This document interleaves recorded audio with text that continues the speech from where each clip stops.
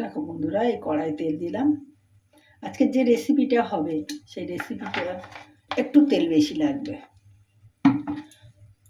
তেলটা গরম, তেল গরম হয়ে গেছে। একটু লবণ দিলাম তেলের উপরে। মাছগুলো হলুদ আর লবণ নিয়েছিলাম, এই দিয়ে দিলাম কড়ার মধ্যে। আজকের রেসিপি তেল কই, দেখতে থাকো বন্ধুরা। ওই জন্য একটু তেল বেশি লাগবে বললাম।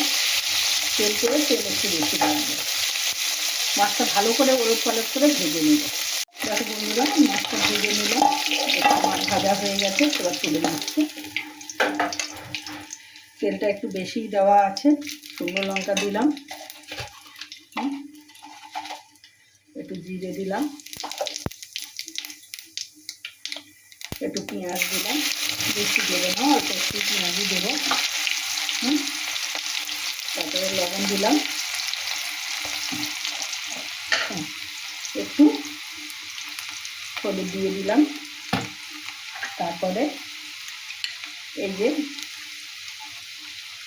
শুকনো লঙ্কা, আদা আর জিরে বাটা, জিরে গুঁড়ো সব একসঙ্গে আমি তেলের উপরে জলে দিয়ে ভিজিয়ে দিয়েছিলাম, দিয়ে তেলের উপরে দিয়েছিলাম।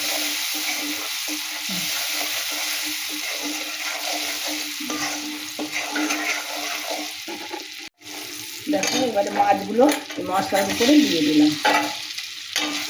দিয়ে নাড়াচাড়া করছি, একটু নাড়াচাড়া করে নেবো। নিয়ে তারপরে জল দিয়ে দেবো।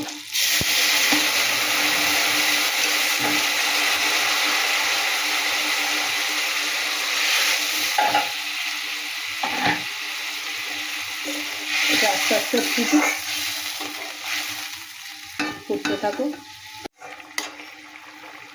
অল্প একটু দিয়ে দিলাম তিল বাটা,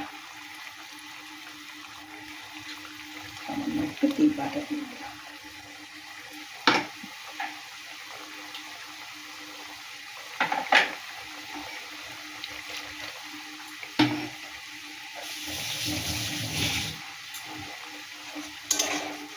দেখো, ওটা কি সুন্দর একটা রেসিপি হয়ে গেল।